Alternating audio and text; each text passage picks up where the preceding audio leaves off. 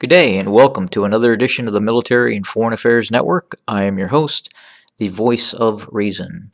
And today's ongoing coverage of the civil war in the former state of Ethiopia, the fighting continues.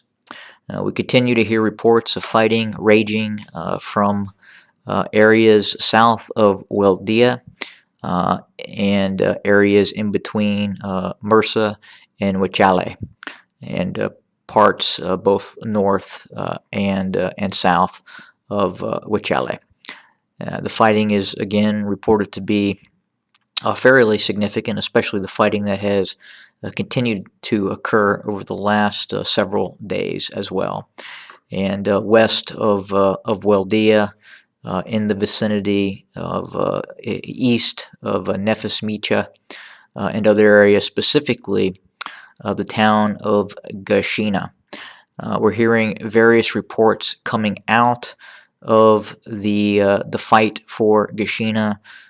Both the Ethiopian army, the Amhara backed paramilitaries, and the Tigrayan defense forces have all claimed current ownership of the town of Gashena. We have heard that Amhara paramilitaries, supported by units of the Ethiopian military army, were successful in entering Gashena and seizing control of Gashena for a period of time.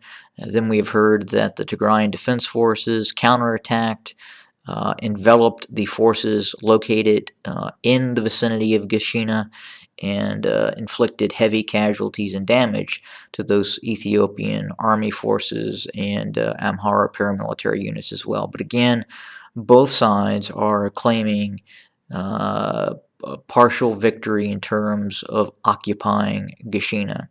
I would say that maybe someplace in the middle is occurring, as naturally a conflict fatigue could be setting in on both parties in terms of the operational capabilities that we are seeing.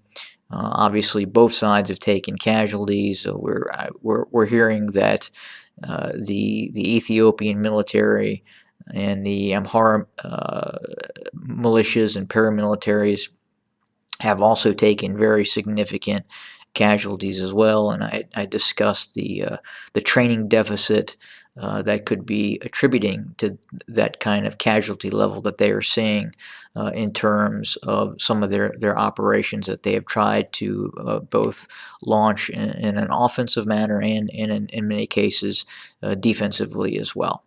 But again, that harkens back to the training of a lot of these conscripted forces and some of these semi-volunteer forces of the Ethiopian state that have been pushed forward, in some cases acting as cannon fodder.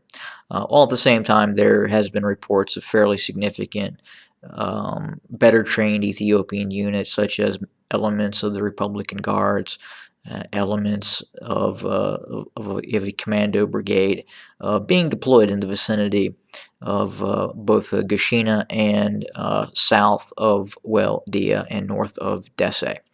But that fighting continues, and we will again continue to see how this sorts out and how it resolves itself over the coming days and weeks. But again, it would appear that we are starting to see the possibility of conflict fatigue starting to set in. And given the intensity of the fighting that we've been seeing over the course of several weeks, months, completely natural, completely normal. And at some point, we could see a variation in momentum swings, both north and south. The issue with Western Tigray and the huge deployment of Eritrean forces that have kind of poured into Western Tigray, especially the Amhara region. We've heard reports that there have been recent engagements in Western Tigray, specifically in this area in the vicinity of Brakula and other areas in the general vicinity of this area, in which we apparently have seen the Tigrayan defense forces engage in fights against the Eritrean army. I would say it would probably not be prudent to start to create another front and possibly see more extensive engagements against the Eritrean army until the southern campaign has resolved itself. Just common sense strategy. You don't want to fight a two-front war, especially a high intensity two-front war. And the best possible solution would be a win, hold, win strategy. But we'll have to see how this actually it pans out. But again, we are seeing or hearing reports of engagements in Western Tigray by the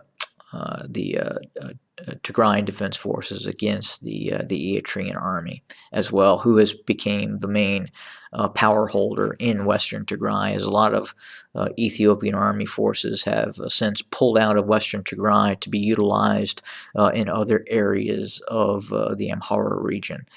As have Amhara paramilitary. So a lot of the units in Western Tigray would seem to be regular Eritrean military units. So we'll continue to monitor that situation. There continues to be very significant engagements and raids being conducted by the Oromo Liberation Army on various targets throughout the Oromia region.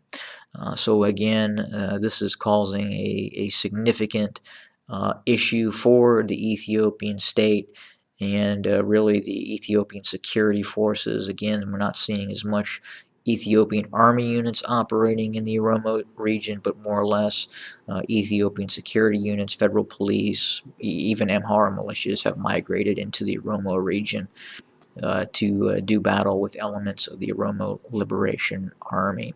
But we will continue to monitor the situation, and we will report back any information that we are able to receive.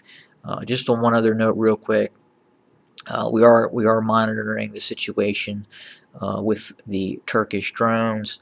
Again, I would highly recommend whatever side of the equation you are on, not to take these Turkish drones as a panacea to the outcome of the conflict. They're just not going to be deployed in the type of numbers that we have seen in other conflicts that would cause a significant change in the current course of the conflict. Could they be used in a localized tactical level and cause issue for, say, the Tigrayan Defense Forces? Yes, absolutely.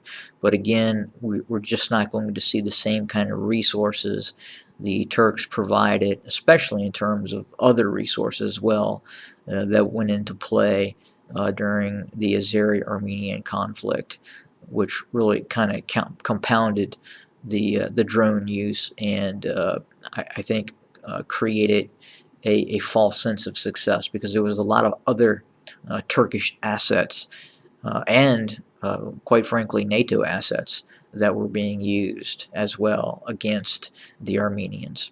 But again, we'll keep an eye on the situation and report. Have a great day, everybody.